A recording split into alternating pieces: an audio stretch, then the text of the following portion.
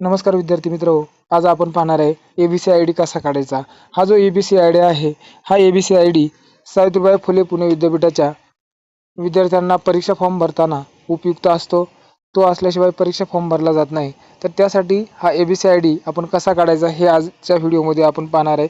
त्यासाठी आपण आपल्या मोबाईलमध्ये एक ॲप्लिकेशन आपल्याला इन्स्टॉल करावं लागेल आणि त्यानंतर आपण हा एबीसी आय डी आपण स्वतः काढू शकता आणि त्यासाठीची प्रोसेस आजच्या व्हिडिओमध्ये आपण जाणून घेणार आहोत। तर त्यासाठी आपल्याला सर्वप्रथम आपल्या मोबाईलमध्ये असलेले प्ले स्टोअर जे आहे त्या प्ले स्टोअरवरती जायचे। प्ले स्टोअरवरती गेल्यानंतर या ठिकाणी तुम्हाला सर्चमध्ये सर्च करायचे। ज्या पद्धतीने मी इथं तुम्हाला सर्च करून दाखवते तेच नाव तुम्हाला या ठिकाणी सर्च करायचं आहे, डिजिलॉकर। डिजिलॉकर सर्च केल्याच्या नंतर तुमच्या पुढे अशा प्रकारचा इंटरफेस येईल। आता इथं हे ॲप्लिकेशन मी इन्स्टॉल केलेलं आहे आणि त्यामुळं माझ्याकडे इथं ओपनचा ऑप्शन दिसतोय।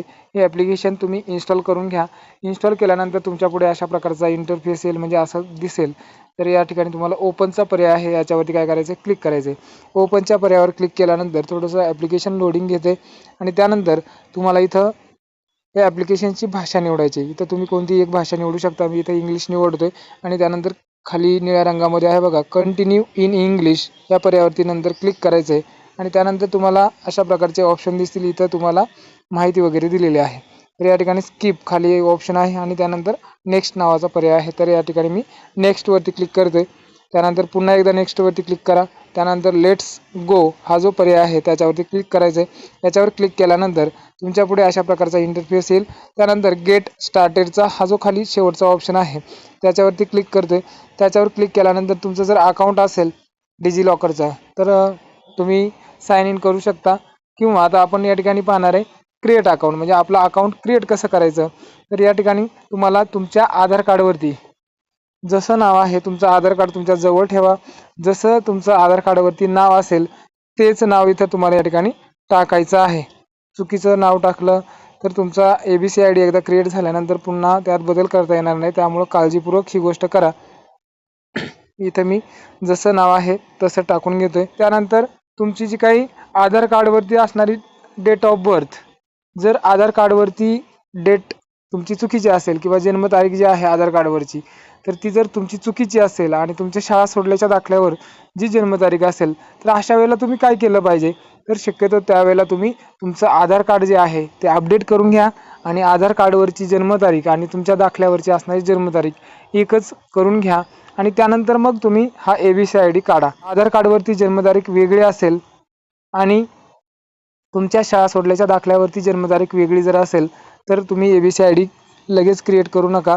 अगोदर तुमचं आधार कार्ड अपडेट करून घ्या। आधार कार्डवरती तुमची जी काही खरी जन्मतारीख आहे जी तुमच्या शाळा सोडल्याच्या दाखल्यावर आहे तीच जन्मतारीख या ठिकाणी अपडेट करून झाल्यानंतर मग त्यानंतर पुढे तुम्ही एबीसी आय डी काढायला घ्या। तर आता या ठिकाणी मी आधार कार्डवरती जी जन्मतारीख आहे ती या ठिकाणी मी टाकून घेते।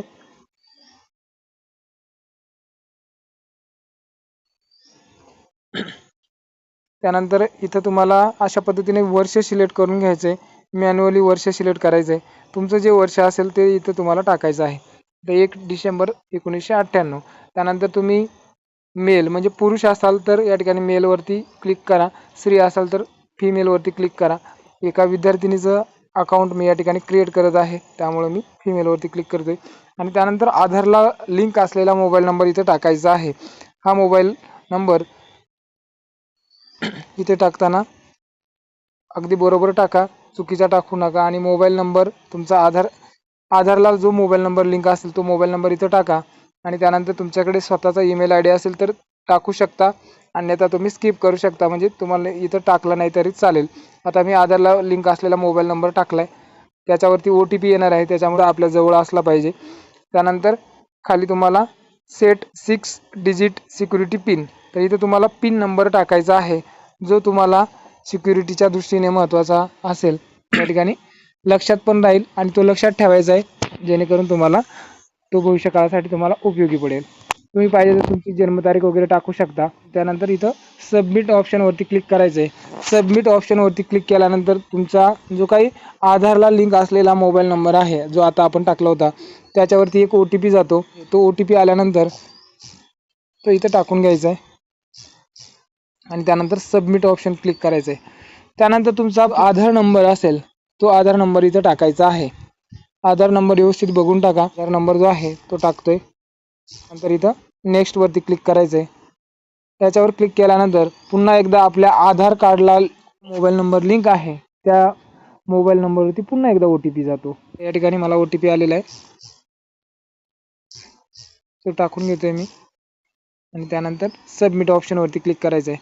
यासाठी 1च मिनिट असतो, त्याच्यामुळं मोबाईल शक्यतो आपल्या जवळ ठेवा.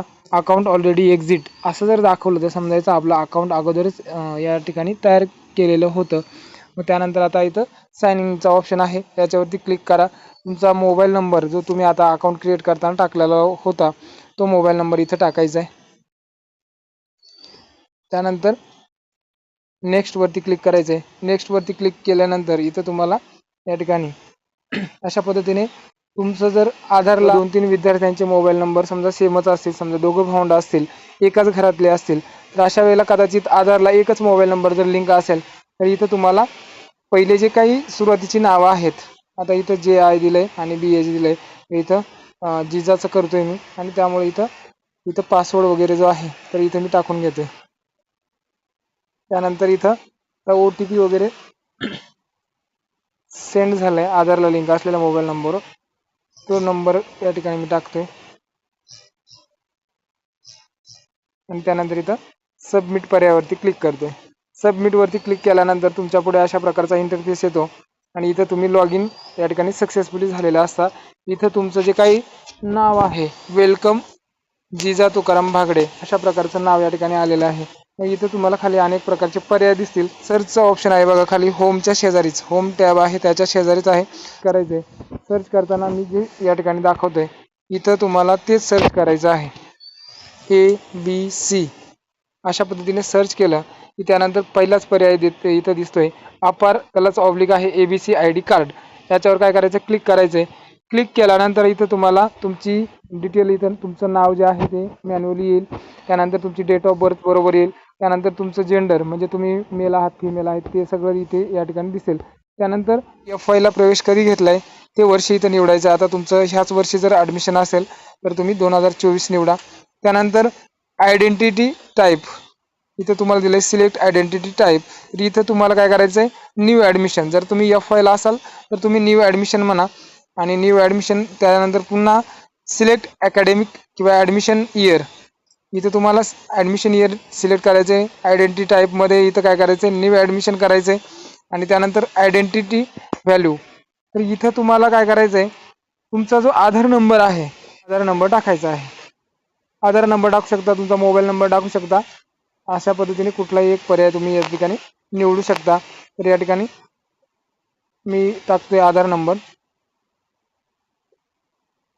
खाली आयडेंटिटी व्हॅल्यू इथं तुम्हाला तुमचा आधार नंबर टाका, तुमचा मोबाईल नंबर टाकू शकता, तुम्हाला जो नंबर इथे टाकायचा आहे तो टाकू शकता.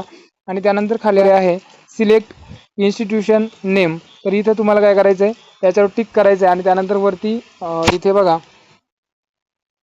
भिंगाचं चिन्ह दिसतं किंवा सर्चचं ऑप्शन दिसतं, इथं तुम्हाला काय करायचं, सर्च करायचं आहे. मी जे सर्च करतो तेच करा, सावित्रीबाई फुले युनिव्हर्सिटी, म्हणजे ही आपली युनिव्हर्सिटी आहे. आणि त्यानंतर गेट डॉक्युमेंटवरती काय करायचं, आपल्याला क्लिक करायचं आहे. गेट डॉक्युमेंटवरती क्लिक केल्यानंतर तुमचा इथं जो काही अपर ID आहे किंवा त्यालाच आपण ABC ID म्हणतो, तर ते या ठिकाणी फेचिंग होतंय. म्हणजे थोडक्यात आता आपला ID थोड्याच वेळात या ठिकाणी दिसेल. या ठिकाणी बघा अशा पद्धतीने आपला जो काही ABC ID आहे, अकॅडमिक बँक ऑफ क्रेडिट, तर अशा पद्धतीने आपण हा आपला ABC ID काढू शकता. आणि हा ABC ID तुम्हाला परीक्षा फॉर्म भरताना हा जो ABC ID नंबर आहे तर हा या ठिकाणी उपयुक्त ठरणार आहे. तर अशा पद्धतीने आपण ABC ID काढू शकता. तुम्हाला काही अडचण असेल तर आपण कॉमेंट बॉक्समध्ये कॉमेंट करा, त्यानंतर तुम्हाला लगेच त्याचा रिप्लाय दिला जाईल. किंवा जर काही अडचण असेल तर आपल्या महाविद्यालयाशी आपण संपर्क साधा. हा जो ABC ID आहे हा व्यवस्थितरित्या तुम्ही स्क्रीनशॉट काढून घ्या आणि तुमच्या वहीमध्ये देखील लिहून ठेवा, जेणेकरून परीक्षा फॉर्म भरताना हा ABC ID तुम्हाला टाकता येईल. अशा पद्धतीने तुमचा ABC ID आपण या ठिकाणी काढलेला आहे.